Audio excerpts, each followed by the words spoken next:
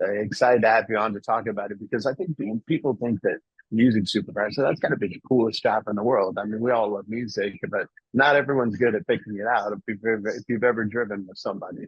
So, but but curating something for really, really cool shows and movies is a dream job. So you got to feel like you won the lottery in a way, right? Pregnant pause. Yeah. No, I do. I really do love my job. But I mean, yeah, I hear it all. That's the coolest job ever. And there's a part of it that is the coolest job ever, and that's the picking out of the music. Yeah, that is the coolest part. But there's all this unsexy stuff that really is unsexy, like clearing songs and negotiating rights and navigating the politics of everyone has an opinion about music. So navigating opinions of music, which are very personal, people's taste is very personal. Um, and yeah, I think a lot of people could be very good at picking out songs for shows. And I think a lot of people could be good at clearances and stuff because that's just like, kind of a formula. Not dealing with the people, but Yeah. the paperwork is formulaic. But I think for me, one of the hardest parts is just you're not picking out music for your project or for your playlist or for someone writing in your car. You're picking out music for different shows and for different, characters and different stories and different people and different taste levels. And I think that's the creatively challenging part of the gig. Yeah. Well, it's also got to be tough too because sometimes you pick out what you think is the perfect song, and maybe it was a perfect song, and then someone else doesn't see it that way, right? It's a little objective. Yeah. Yeah. You hit the nail on the head. Yeah. There's a good song. Um, who is that? Arthur Russell? Side note, or side tangent. But yeah, that is a hard part of and also if I drop the F up bomb, is that okay? I No, don't no, it's not totally okay, I fine. was about to say that's the worst Yeah. because yeah, you feel like like you do a lot of work, you listen to a lot of songs for each spot and you pick something out that you think is perfect. And I also try to go for something that's never been used before, something that feels very distinct and original. And then yeah, when it's not selected, it's an ego bruise. And yeah, that's hard to take.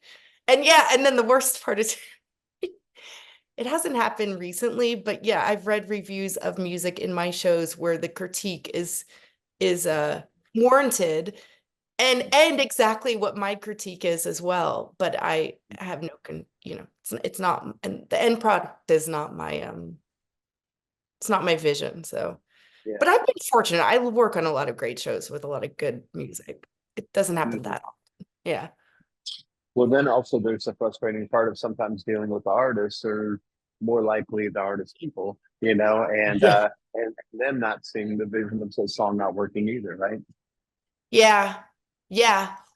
Yeah, that happens a lot. I mean, that doesn't happen very often. What happens much more often is that it's just going to be too expensive. I mean, music is expensive. And so another unglamorous part of the job is just trying to replace songs that sound like the song that we had in there but couldn't afford. Um, and This is the budget Eagles. This is the budget Radiohead. That kind of exactly, thing, right? exactly, exactly. But like doing it in a thoughtful way, not just to sound alike from a library, like something that still serves and elevates and helps tell the story and tell this, rounds out the character but it's a fraction of the cost. So, um, yeah, that's another part. Yeah. You did research, or have you talked to other music supervisors before?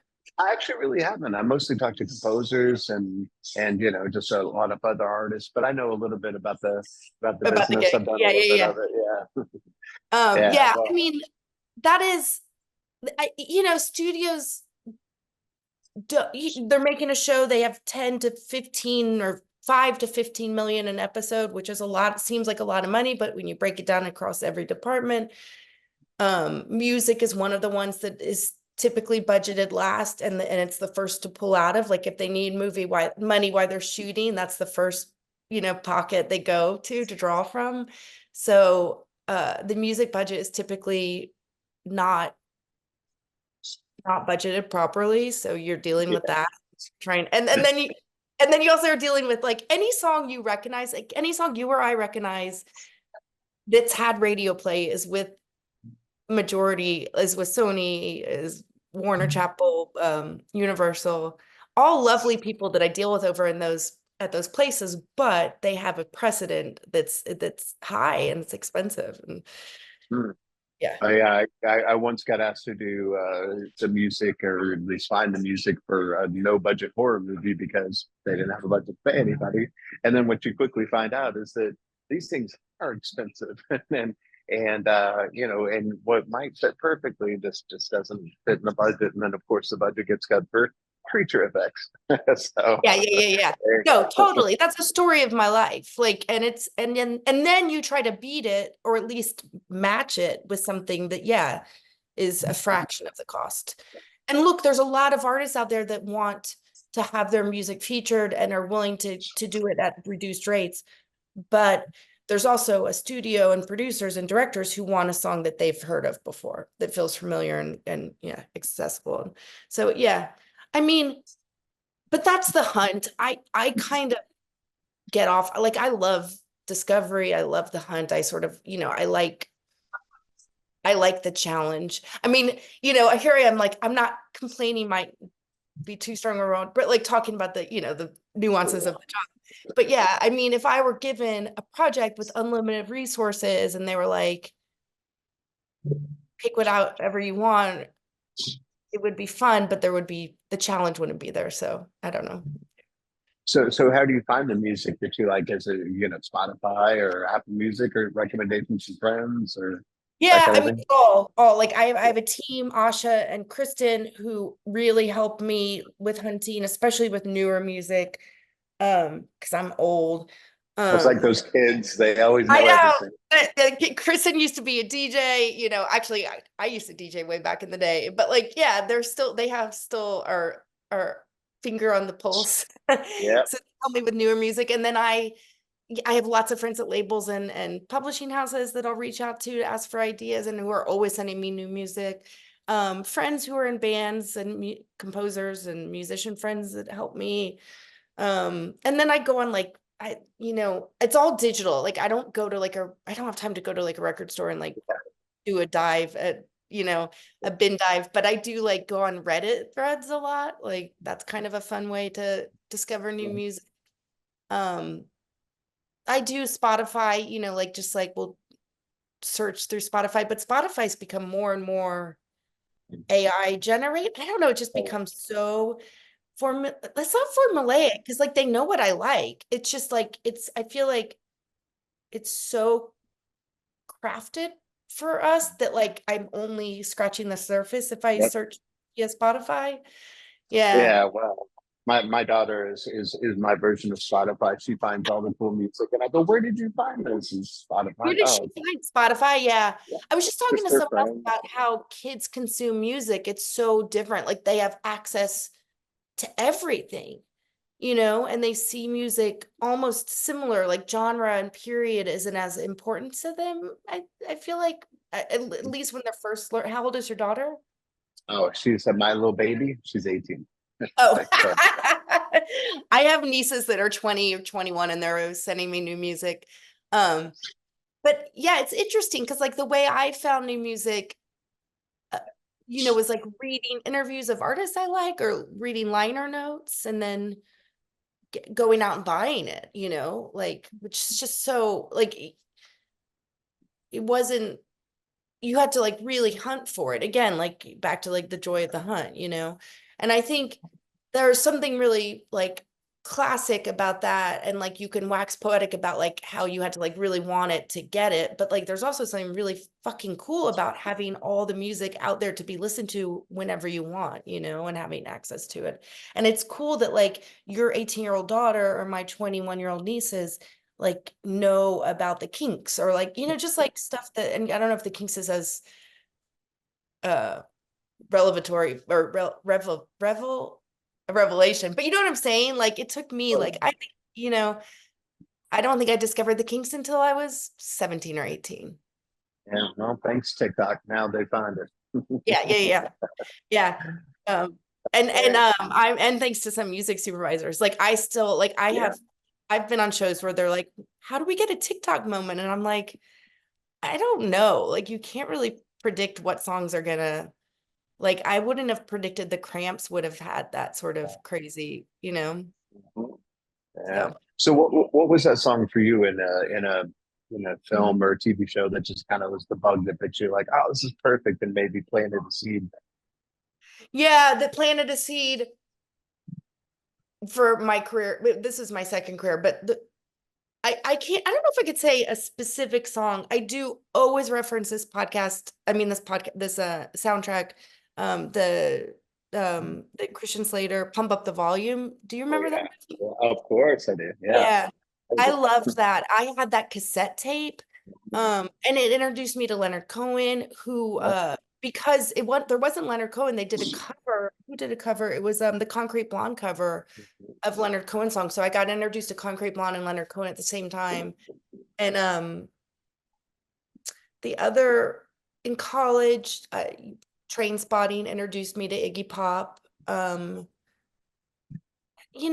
I think it was more back then. I didn't even know that I wasn't pursuing film and TV. I was an artist. I went to school for painting. So like for me, it was just soundtracks were a way of discovering music. So it was just another way of being introduced to bands. And I think I liked being in, I felt like it wasn't someone telling me to go listen to something, which was a lot of how it happened back in high school and college. Like, you need to check out this band, or in Austin, it was like going to see a live show. But when it's a soundtrack, you're kind of discovering it. It's like hearing something on the radio, it's like another, I don't know, another avenue of discovery. And then when you hear something you love, just the joy of that, like finding something new that you connect with. But looking back, I'm sure it was some of the attachment to the story and to the characters, and definitely with Pump of the Volume, because that was that intense love story with, Oh I think it was yeah. Michael Morton and Pump and Christian Slayer. Yeah. And God, he was so hot in that movie. I need to go back and watch that one. I love that one when I was a kid. Yeah. It And holds up. I watched it in the pandemic. I thought it held up. Yeah. okay, good. Now, so for the people that want to follow in your footsteps and do what you do, what advice would you give them? Yeah. I tell people the to shadow someone. Like before you invest in school or I don't know, or like there, because I have so many people that's like, this is my dream. And I'm like, please take the time and educate yourself on what it is, because it is very different than what you would expect. Like the day in, day out is very different. I've had, when I was in LA, I've had like 20 to 30 interns in over the years, and paid like assistants and like, people just starting out. And I would say only about 20 to 30% wanted to continue doing it. So it's not so I think the first step is make sure it's something you want to do. And I think I think the way to get that sort of shadow gig is location, unfortunately, like being LA or New York, and mostly LA. um and just reach out to music supervisors that you like their work. You can like DM them, like, or find their email, or reach out to them and just say, would you allow me to come and shadow you for a week and just sort of get a sense of what you do. um and if you can't do that, ask them for 30 minutes of their time, buy them a cup of coffee, like get on Zoom, and just sort of talk to them. I've done that a lot over the years. And then once, if you still, after shadowing and talking to people, if it's something that you still think is like up your alley, then I would say, I think at this point, take classes. I didn't used to say that, but there are enough programs now that are like a year of music business or music industry. And if that's not in the cards for you, you don't have the means to be able to do that, I think trying to get a paid internship, get experience. Yeah. Absolutely. Well, it is. We're always up on awards here. Of course, Yeah. I'm part of the Critics' Choice Awards, but we've got the Emmys, and there's all kinds of consideration, all kinds of things. So tell us about the shows you're working on that we need to know about and what's coming up. Yes. So as music supervisors, we are permitted to submit for 2 programs to be under Nice. consideration for Emmys. So I did Fargo season 5 and Our Flag Means Death. Those are the two I'm talking about for this season of the Emmys, Yeah. which it's hard to do to like sort of like narrow down your babies. Last season I put up The Great, which got canceled. Unfortunately, I love that show. But yeah, Our Flag Means Death, which also got canceled on HBO Max. Yeah. After 2 seasons, that stars Taika Waititi and Rise Derby. And it's created was the creator and head writer is David Jenkins, who's a friend of mine. We started working together on a show called People of Earth, which is hopefully still available online. It's a great show. But Our Flag Means Death is like a very beautiful love story between 2 pirates, Blackbeard and Stede Bonnet, which is he's the self-proclaimed like gentleman pirate. He had the ultimate midlife crisis where like, and this is loosely based on a true story. When he was in his mid-40s, he sold some of his land, left his wife and kids to go become a pirate. And then the rest of it is not based on the true story, but the love story between him and Blackbeard. And and then there's all these side stories of all the like hapless crew, this crazy crew that's on Stede Bonnet's boat and Blackbeard's boat, and then they sort of blend. It's a blended family.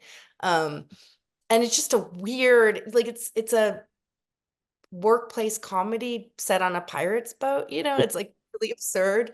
But really beautiful because it's very human, and I feel like you can connect with everyone, even though they're like killing each other. And you know, uh, yeah, it's very it's very touching, and you wouldn't expect it, and hysterical.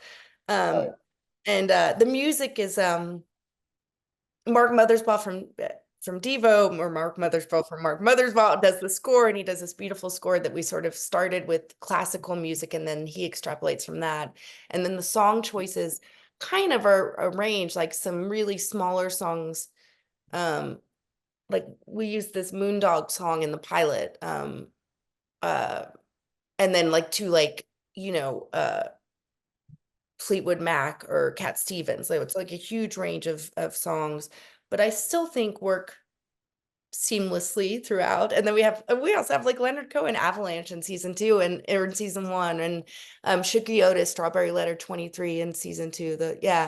It's cool. I love working on that show. And then I love Fargo season 5. Have you seen season 5? Oh, yeah. I've started into it, but I'm not all the way through yet. Where are you? How far have you gotten? Like 2 episodes. I'm Okay. not far at all. Okay. Well, I won't, because I think part of No, the it's okay. watching Fargo, well, it's just, I love, because the musical choices are somewhat unexpected. I mean, somewhat expected now because we're in our 5th season and I've been doing this for almost 10 years. But I think it's, we were like given this like really amazing playground by the Coen brothers, and we try to be like referential and respectful of their sort of like look and feel vibe, the world that they already created. But then and then we take it and sort of make it our own for each season, because each season it's an anthology and each season's totally different. And this one is set in contemporary times, which is the first time we've done that.